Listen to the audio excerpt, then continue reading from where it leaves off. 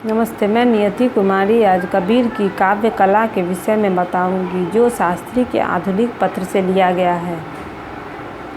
कबीर के विषय में कहा जाता है कि वे पढ़े लिखे नहीं थे, अर्थात मसी कागज छुयो नहीं, कमल गढ़ियो नहीं हाथ, किंतु उनमें विलक्षण काव्य प्रतिमा विद्वान थी। यद्यपि कविता करना उनका उद्देश्य नहीं था, तथापि वे उच्च कोटि के कवि थे। उनकी कविता प्रयत्न साध्य नहीं है, किंतु उनमें काव्य तत्वों का सम्मिश्रण था। उनकी अभिव्यंजना शैली अत्यंत सशक्त एवं प्रभावशाली है। उन्होंने जो अनुभव किया उसे बिना किसी लाग लपेट के सहज शब्दावली में अभिव्यक्त कर दिया। अब इसमें यदि रसगत, अलंकारगत और उक्तिगत रमणीयता आ गई हो तो यह प्रयत्न साध्य न होकर सहज रूप में ही अभिव्यक्त हुई है। कबीर के काव्य में श्रृंगार और शांत रसों की प्रधानता है। आत्मा एवं परमात्मा के मिलन प्रसंगों में संयोग श्रृंगार की व्यंजना हुई है, जबकि विरह प्रसंगों में वियोग श्रृंगार व्यंजित हुआ है। इनके काव्य में अलंकारिक रमणीयता भी विद्यमान है। यह रमणीयता हिमालय के शिखरों की भांति प्रकृति रूप में सुंदर है, न कि ताजमहल के नक्काशीदार पत्थरों की भांति प्रयत्न से निर्मित। कबीर के काव्य में रूपक, अन्योक्ति, विरोधाभास, उपमा, विभावना, दृष्टांत आदि अनेक अलंकार उपलब्ध होते हैं।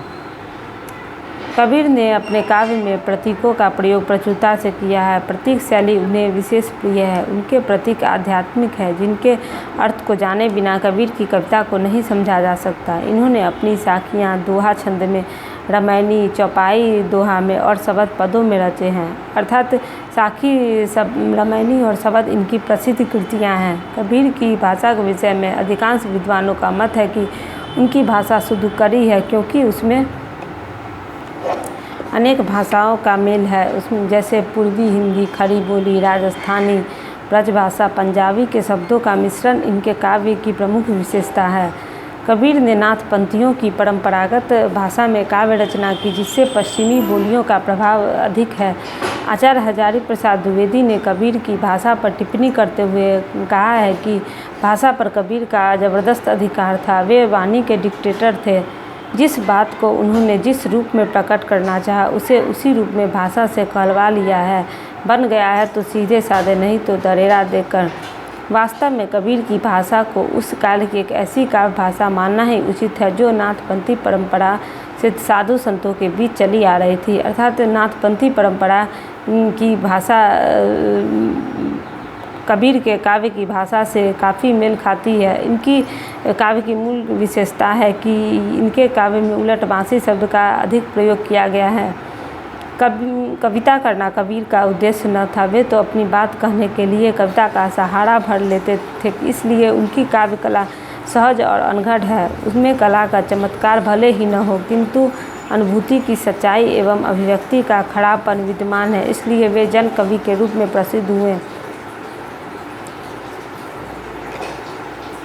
कबीर समाज में व्याप्त कुरीतियों और अत्याचारों के कटु आलोचक थे।